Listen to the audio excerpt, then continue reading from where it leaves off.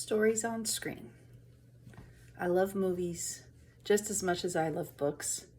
And so I thought it'd be kind of fun to share a quick experience with you about working in the movie theater, which was my very first job when I was 17 years old, and my very second job the following year. So I worked in Maryland at the time when I graduated during my senior year, 92, 93, in Laurel, Maryland at a movie theater, which is now closed. And then I moved out to California, back to California for my first year of college at Palomar. Lived in Temecula, also worked in a movie theater there for that whole school year. In both places, I just had a ton of fun looking at stories come to life on the silver screen. And that is what sparked my desire to have my own stories on the big screen, which I'll get to in just a few seconds. But first, or maybe a minute, but first I want to share with you just how exciting it was to work in the movie theater. I got to have free soda, free popcorn, free movies. And I saw a ton of free movies and had a ton of popcorn and soda, of course. But I also made a lot of good friends, loved working with customers, and that's when I realized I always want to be able to help people in some way. And so when I worked in the movie theater, I just want to share this one movie that I thought was a lot of fun that's not typical of my tastes. And oddly, I like it, even though I don't really relate to the characters in the movie, or much less the situation. But a movie called Dazed and Confused that came out the second year I was working in the movie theaters. And I don't know if you've seen it. There's really no plot except for the incoming seniors are basically hazing the freshmen, and it's just about a lot of different groups of friends hanging out, having fun. But something about this movie just flows so well, so nicely, and it just works so effectively in every facet, from the character development to for a couple of the characters that we focus on, to just the interactions and just the way it streamlines from beginning to end. Again, pretty much essentially plotless, but lots of fun, and just the chemistry there between the characters, or rather the actors, but the chemistry in terms of the actual script and everything just made sense. And so another movie I saw was The Piano, which was a more serious type of movie.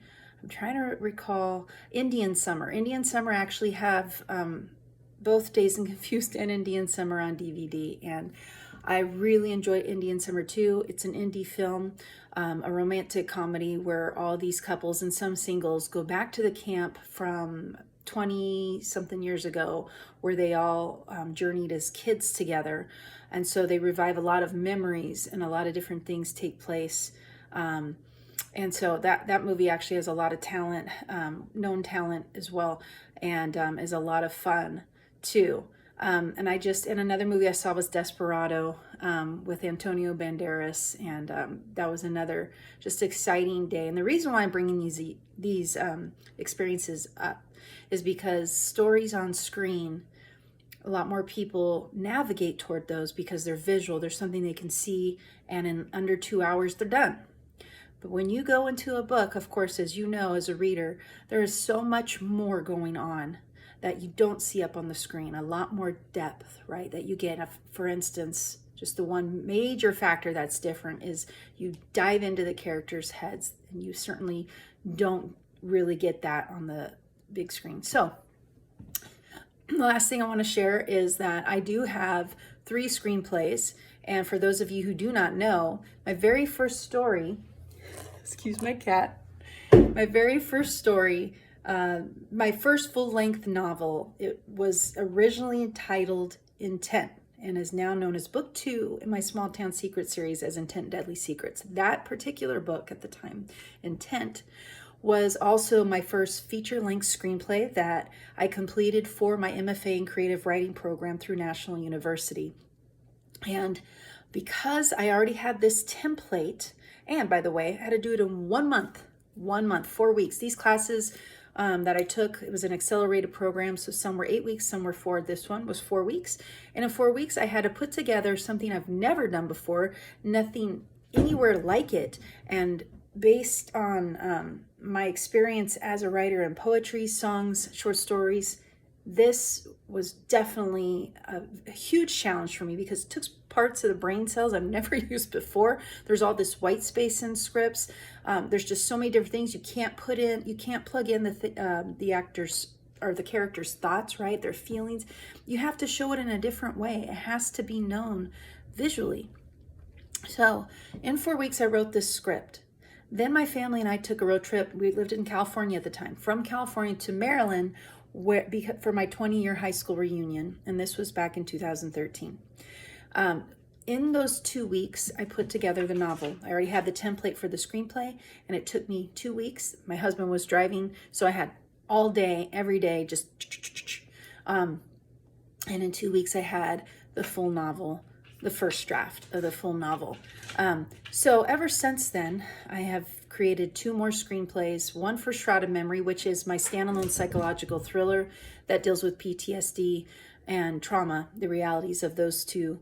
And then the third one is the middle grade fantasy called The Gold. And that story is also super close to my heart, as it deals with a lonely bullied girl. And so those 3, very vastly different from each other in genre, but all dealing with overcoming something and surviving something traumatic. Okay. So all those 3 I do have as scripts, and I would just love it if you could just pray for me or keep me in your mind as I try to get these made, or at least one of them, and bring them, to the world on a much more global scale than they are right now. There are so many relatable themes there for people. There's the major emotion of trauma and loss, fear, but also of hope and love and survival. And I would love, love, love to have those on a much available to the world on a much larger scale. So I have been querying producers and in the hopes of making these stories come to life for a lot more people. So I hope that you enjoyed my little bit of background about my writing, and just about, my love for movies, which I'm not going to go on about that because that would take a lot longer than just a few minutes. I could talk about movies all day long. And in fact, I would love to hear your comments, your replies to this post. How about your favorite movies? What is it about your favorite movies that you like so much? Mine, by the way, is Jaws. Jaws is my all-time favorite movie. E.T. is my all-time favorite childhood movie. Yes, I love Spielberg. I'm also a huge fan of the Scream series. So those are some of the highlights. I like a lot more movies, and I could go on and on, so I better stop here. But please comment below. I want to hear your thoughts about this video. I want to hear what you think about any of the stories that you've read of mine. I would love you to post a review. Word of mouth is huge for authors, and it really helps us a lot. If you enjoyed the stories, I'd really appreciate your support, and I hope that you have a wonderful day.